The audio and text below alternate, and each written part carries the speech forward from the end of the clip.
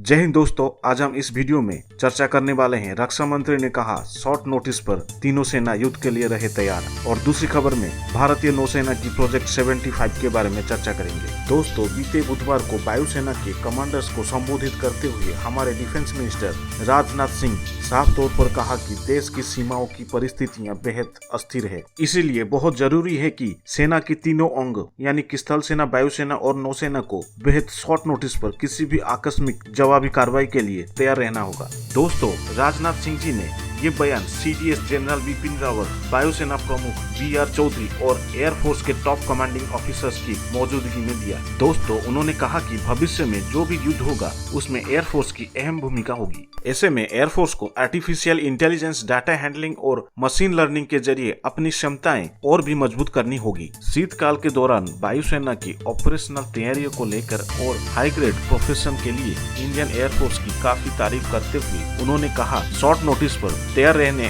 और मजबूती से दुश्मन को जवाब देने का आह्वान किया। दोस्तों, वायुसेना प्रमुख ने कॉन्फ्रेंस को संबोधित करते हुए कहा एयरफोर्स को मल्टी डोमेन क्षमताओं को विकसित करने की जरूरत है ताकि दुश्मन की किसी भी नापाक इरादे को तुरंत जवाब दिया जा सके। और दोस्तों, चीफ मार्शल ने जोर देते हुए कहा स्थल सेना, नौसेना और वायुसेना संयुक्त एक्सरसाइज करे ताकि भविष्य में होने वाले किसी भी युद्ध के दौरान तीनों सेना अपनी कॉम्बैट पावर को इस्तेमाल कर दुश्मन को मुंह तोड़ जवाब दिया जा सके। दोस्तों, हमारी दूसरी खबर में भारतीय नौसेना को चौथी स्कॉर्पियन पनडुब्बी भेला को सौंपी गई। यह पनडुब्बी प्रोजेक्ट 75 के तहत स्कॉर्पियन क्लास की टोटल 6 पनडुब्बी इस प्रोजेक्ट में शामिल है। यह सभी पनडुब्बी मेड इन इंडिया के तहत बनी है। अब तक जितने भी पनडुब्बी इस प्रोजेक्ट में बनी है उन्हें Mazagon dock shipyard limited Mumbai में बनाया गया है। यह प्रोजेक्ट फ्रांस के मेसर्स नेवल ग्रुप के साथ समझौता से चल रही है। इस समझौते के तहत कुल 6 पनडुब्बी बनाने हैं। इस श्रेणी की 3 पनडुब्बियां पहले ही भारतीय नौसेना को सौंपी जा चुकी है। पनडुब्बी का निर्माण एक बेहद जटिल काम होता है। इसमें लगने वाले सभी उपकरण बेहद छोटे रूप में बनाया और गुणवत्ता में खरा उतरना एक बड़ी चुनौतीपूर्ण काम है। यह बेला नामक पनडुब्बी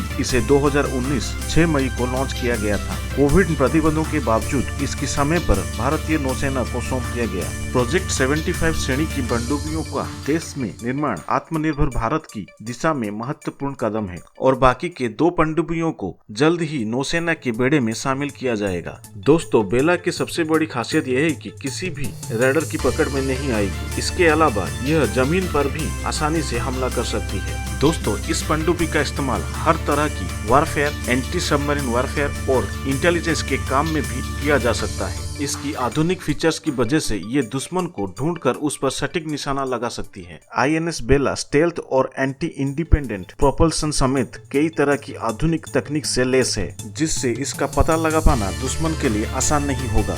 दोस्तों, इस आधुनिक बेला पनडुब्बी भारतीय नौसेना को मिलने के बाद भारतीय नौसेना और भी ताकतवर बन जाएगी।